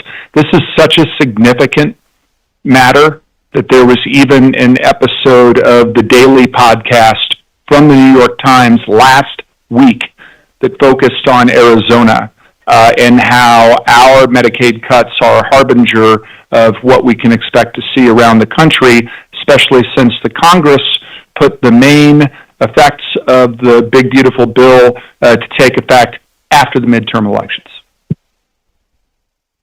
Yes, and I think that we need to make sure that we have a very clear, direct conversation with the community about these federal cuts that are going to affect. And you know, I usually joke with other mayors around the country that you know, if people could blame the mayors on the weather, which they do, by the way, they would. And so we are the, you know, Board of Supervisors and the Mayor and Council, we're the front line, right? We're on the ground. People stop us at the grocery store, ask us, you know, about stuff. And unfortunately, a lot of people don't understand the different levels of government and the services that they provide. I've been accused of not doing anything for Interstate 10. And, you know, it's a reality of the work that we do. This one in particular scares me a lot because it is human suffering. And so I really do think, I know that the city and the county are also working on the volunteer requirement. I know that Dr. Cullen is working with our Parks and Rec staff and with Liz Morales and our team to try and see, okay, where is it that we can help with that volunteer requirement. But it scares me what's coming because of these Medicare and SNAP cuts in our community. And I think we need to make sure that we're informing the community of what's coming and what the possibilities of how they're going to see these cuts in our neighborhoods and in our streets. So we got to prepare for that. I know this is a sobering conversation, and the Prosperity Initiative is the work that we're doing and we're picking up. And I know that Pima County and the city of Tucson, we are actually focusing our efforts, building our budgets, on the Prosperity Initiative, but it's also important that we have partners in the federal and state governments to help us do this transformational work that we all want to make sure that we focus on. So, I don't know, Chair, maybe where are we? We wanted to kind of have a discussion. The last time we had a joint meeting, there were a couple of my council colleagues that were very upset that there was a lot of presentations and no discussion, and I think this discussion is really good just to see where our interests are. What do you think is the next place we need to go to? Well, I think just to touch back on the urgency of the moment, from the cuts and the greater obstacles that are being put in front of all of our constituents around both access to healthcare and food benefits. And to just echo that the health department has put together, Dr. Cullen has put together an incredible plan that is a robust plan that is looking at ways in which we can be prepared to be able to assist people in both meeting the eligibility requirements, looking at volunteerism, looking at how to meet the work requirements. And so just to say that I think getting some great collaboration on that. I know that we have been training navigators as well as community health workers, but then how that integrates in with the city as well, so that our overlapping constituents, we can point them in all of the places where they can go to get that help. That, and then just on the sort of the housekeeping agenda. So this meeting wraps up at 2:30. It is 5 minutes to 2. We kind of naturally gravitated towards the second part of the discussion, which is what are the ways, what did you learn from hearing one another about what it is that we are each doing well as the county or the city in advancing the Prosperity Initiative? So that was one question, just sort of what are you hearing from one another? What's sticking with you? Because I've got a long list of things. And just as an aside, which is what I love about this meeting. You'll have some brilliant ideas, and you're doing incredible work. I want to follow up with you about your youth fellows and think more about how you're engaging folks at the parks and the sports leagues and non-traditional organizations in our community. And so those, thinking about how we can learn from one another and the work and those shared goals, and understanding different tactics that we're employing to be more effective. So it's what are we hearing and learning from one another about how to more effectively advance the Prosperity Initiative? And then the second question is kind of based on what you've heard, what should we lead individually, but perhaps more importantly, what should we be doing together to better advance Prosperity Initiative successes, right? And we've been going there naturally, right? Like, I love this idea of thinking about Mosaic Quarter, and then how can we tie it in with good transit and access to lodging and getting folks downtown? Or how do we tie it in with the airport? And sort of how do we think a little bit more holistically about some of the great things that we have going on? And I'll say the stuff that I've been hearing, so much focus on youth, as there should be. As we think intergenerationally, we think about where the gaps are and who is following through, and you think intergenerationally and where we can make investments so that they live out and have repercussions and do both the prevention but also the upstream long-term work. It's a focus on young people. So there were a lot of great suggestions on that. But I will stop talking so that if there are other things that have come to mind to tease up about that collaboration. I see Supervisor Scott and then Councilmember Cunningham. Thank you, Chair Allen. I really feel, and I said this in my earlier remarks, that the Community Coalition for Prosperity can be a tremendous clearinghouse of ideas for what should be a community-wide discussion about how to take on intergenerational poverty. I was inspired when I saw all of the logos of the various groups that are part of the Community Coalition for Prosperity, and I know that they have several working groups that already have some discussions underway, because ideas should percolate up from the grassroots as we are talking about this, and that not only can help to inspire policy decisions that we might make as local governments, but it's also a way of sharing those best practices with other entities in the community.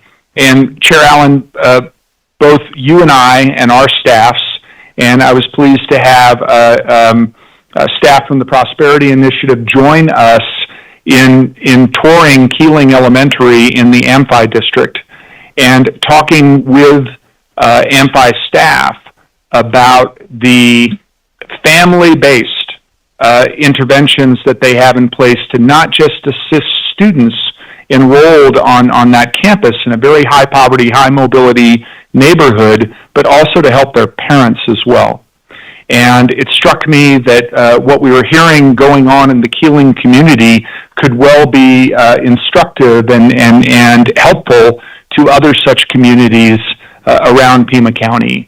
So I hope that we're continuing to make use of the Community Coalition for Prosperity to help inspire and motivate all of us as well in our policy decisions.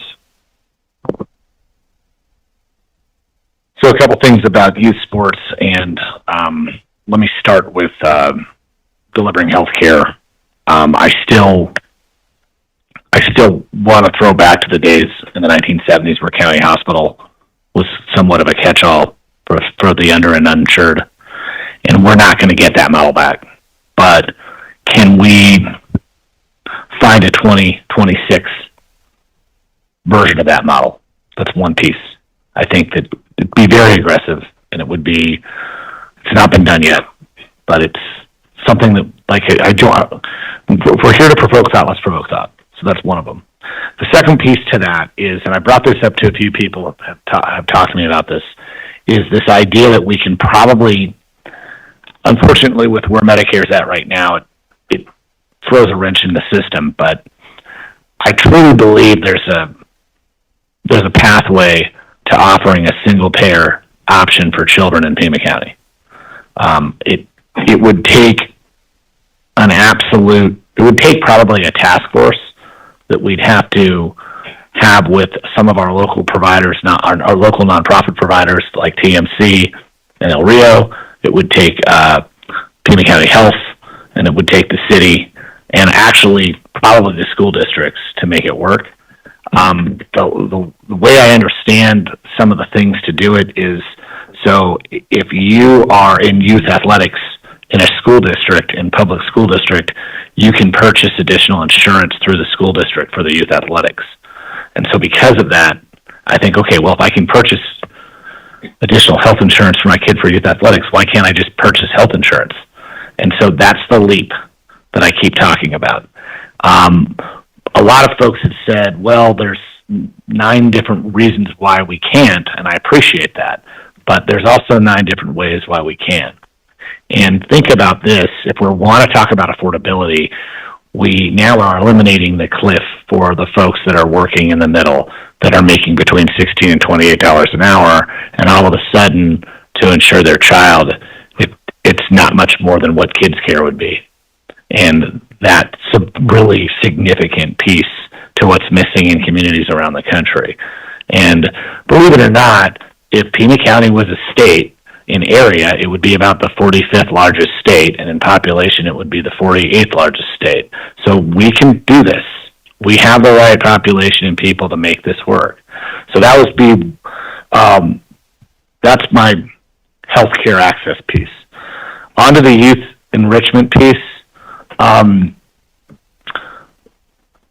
As a coach of 20 years in youth athletics in this community in multiple different sports, as both a professional and a volunteer, and as a former athlete, I will tell you that unfortunately youth sports has become incredibly monetized, and we can't have that.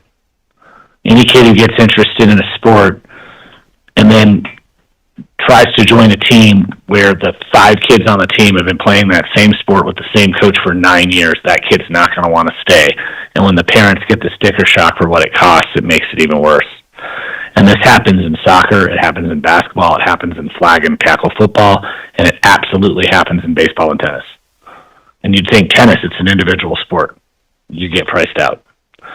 So the biggest piece to that is I've said a long time, and we've had, and it's something that we should consider having him here, is I think our superintendent of schools here in Pima County can help with molding that discussion and having that discussion about youth sports. And it doesn't just need to be sports. Believe it or not, getting extra help in arts you've gotten priced out of the market. Getting extra help in whether it's singing, dancing, ballet, whether it's drama, performance arts, or even like visual arts. Those enrichments, and then music, band and orchestra. All those things every kid should have the opportunity to be good at something. And every kid is usually good at something. And we don't have that encompassing piece. And all of a sudden, a lot of us as parents are thinking about, well, how many hours is the student going to play online video games? How many hours is this going to happen? And so we're literally counting hours to fill time for our kids to do stuff, right? I mean, I don't know I believe people are familiar with what I'm talking about. I hope so. Anyway, the bottom line is that having those opportunities that are affordable really changes things.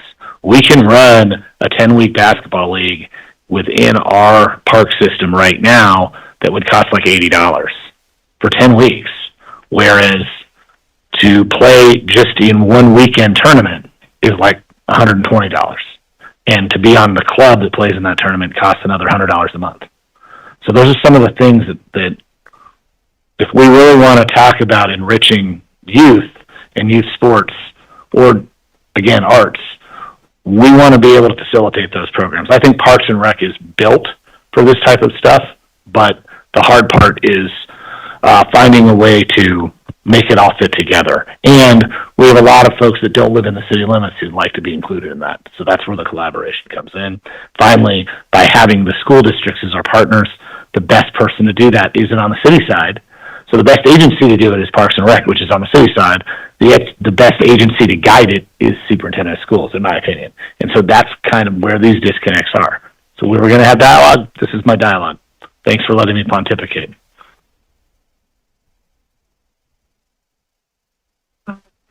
Barajas, and then did you want to say something, Supervisor? Oh, go ahead.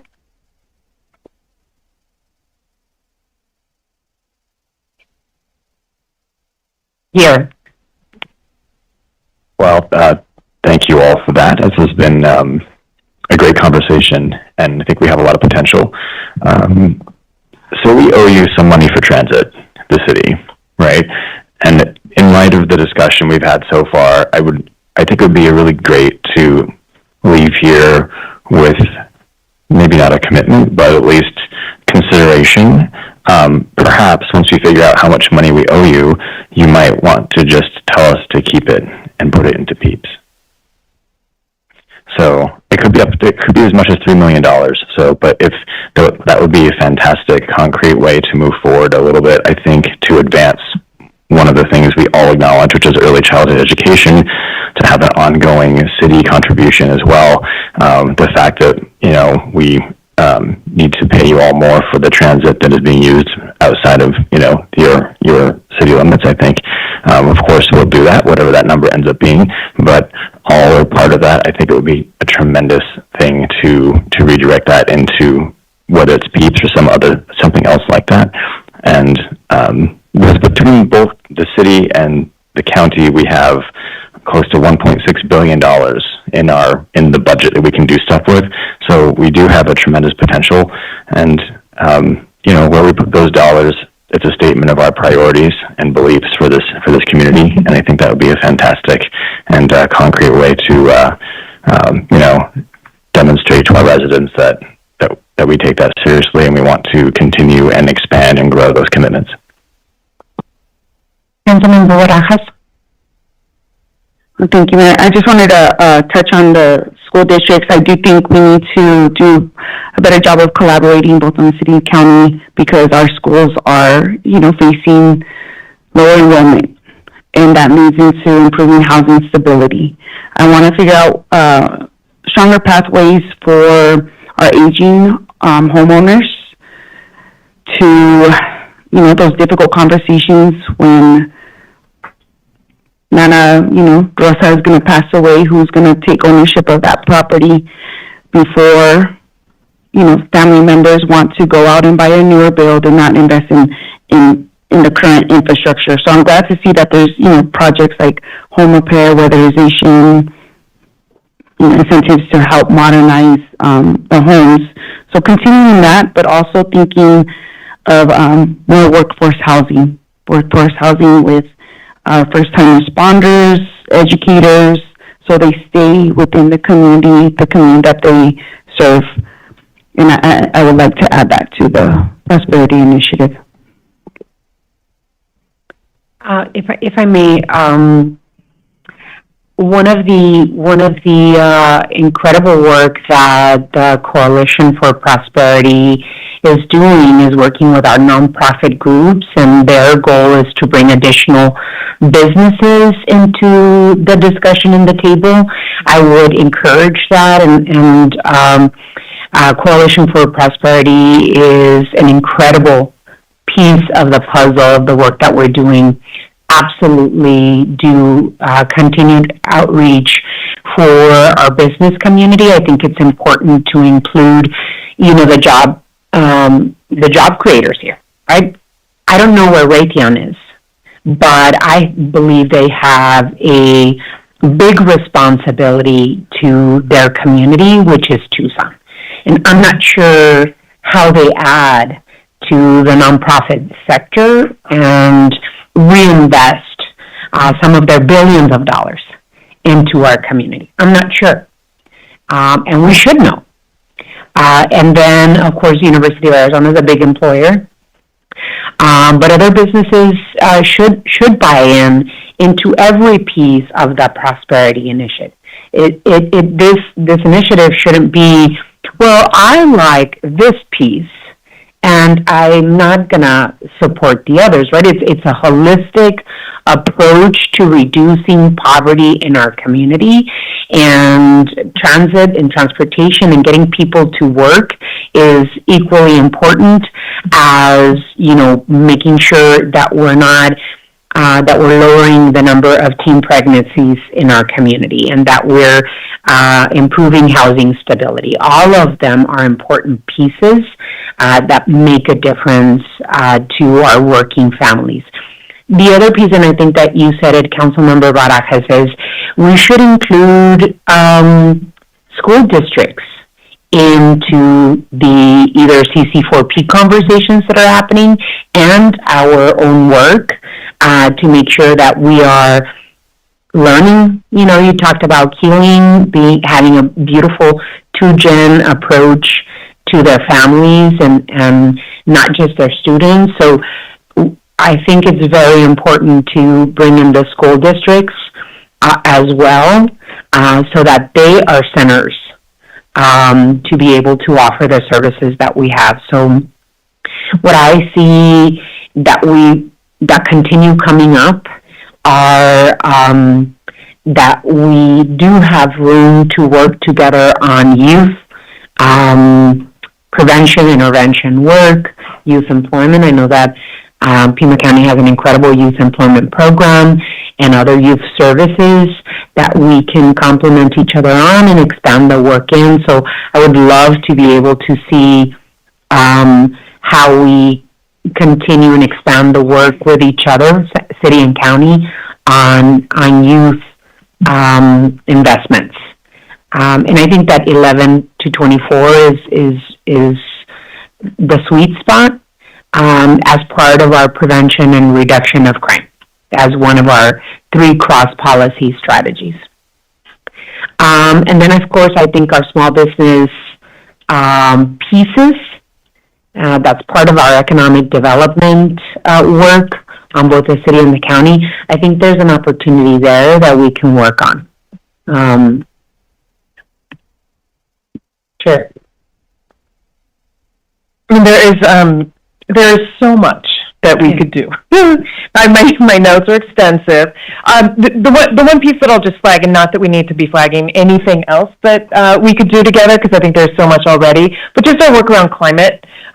For both of us, we have goals, right? And climate is one of the cross-cutting policy areas of the Prosperity Initiative. We both have climate plans. Are the one that is completed within the county is the one that focuses on operations. And I think that there is so much that could be done around efficiencies if we did some of our energy efficiency reductions together. If we think about contracts, things that we are purchasing together that are intended to upgrade our buildings for better weatherization, for better efficiency. I just think that if we think about our purchasing, some of our procurement, some of those things that fall under climate that could be done at a greater scale, we could reduce our costs and increase our efficiency, whether that is expanding solarization from our buildings, our parking lots, et cetera. But if there's ways to do that together, we may be able to get better prices at it, be able to move faster. But there's a lot. I think it would be helpful, and I absolutely agree with the mayor of thinking about, there were sort of 3 areas that the mayor put out about thinking about who's at the table, and increased coordination and collaboration, direct communication with CC4P, business employers, and school districts. And those have different prongs that they relate to, like thinking about school districts, as has been said, is both for youth sports, youth engagement, also have youth employment, a number of pieces. Think about the ECHO project at the Keeling School, which is also a note happening in 3 different elementary schools in the Amphi area already. So it's both promoting quality education for young folks, but then also bringing in families in their entirety. Youth, small business. So in terms of thinking about next steps,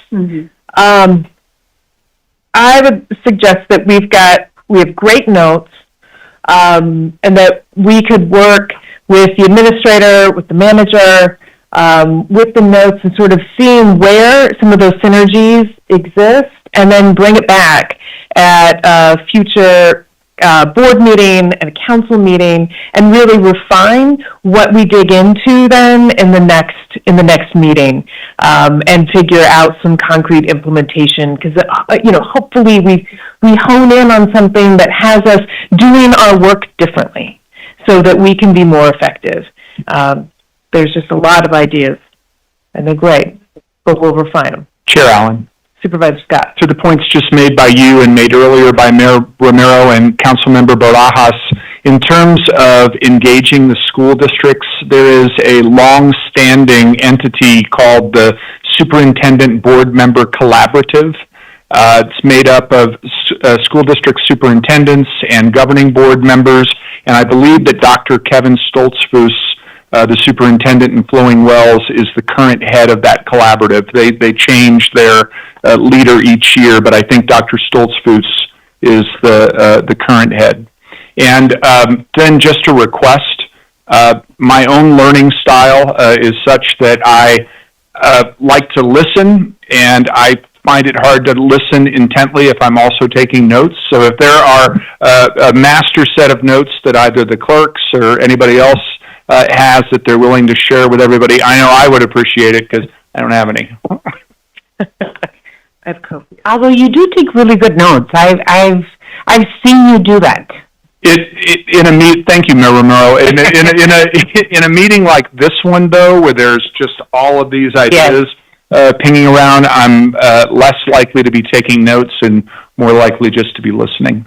But thank you. I would invite, since we're coming to the end of our meeting together, I would love to hear from Mr. Tamir and Administrator Lesher to, help us, guide us to what's next, the next steps. Thank you very much, Mayor Romero and Chair Allen. And I think what we've heard today is really the focus on what we've chatted for a bit, I think, about where we lead and where we follow, where are those gaps, what we do together. And what we've heard is so many of the opportunities indicated by both the council and the board members of the things they'd like us to do, things they'd like us to focus on. And I think what we can do with our management teams is really delineate that inventory and see where are the things that are in the sweet spot for which jurisdictions. I've heard come back individually to the bodies with a report, an analysis, and then how we then project not only, I think, the next meeting, but we've been talking a bit about how do we sit down and look at a TikTok for the next 18 months or so for these meetings. Thank you, Mayor. Thank you, Chair, and thank you, Jan. I don't have much to add to it because we have had this dialogue leading up to the meeting, trying to lay out kind of what a 12 to 18 month work plan might look like. This was very informative to us to hear directly from all of you, from all of the chairs you're sitting in and the people that you represent, which is all of us together. So we'd be prepared to bring some things forward in that more of an action plan type format to the respective bodies, but also collectively to you. Chair Allen, really quickly, I think we just heard Administrator Lesher indicate that she is extending her contract for another 18 months.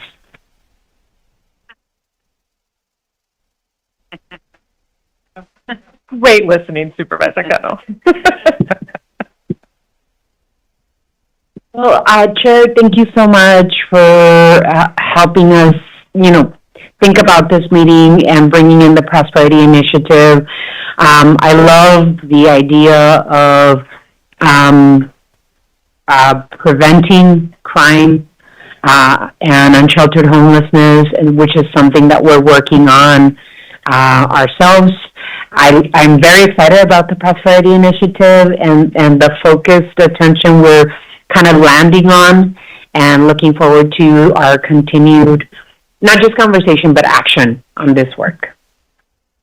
And I will just thank everybody for your commitment to your constituents, your commitment to families, and to seeing where people are at and seeing and hearing the real struggles that people are facing, and then coming together to come up with new and different ideas, and stepping outside of our normal sort of jurisdictional boundaries to do work differently and to do it together, because our at the end of the day, it's our constituents, our families in county and the city that matter the most. So thank you for all that you do. Thank you all so much, and I believe this meeting is adjourned. Thank you.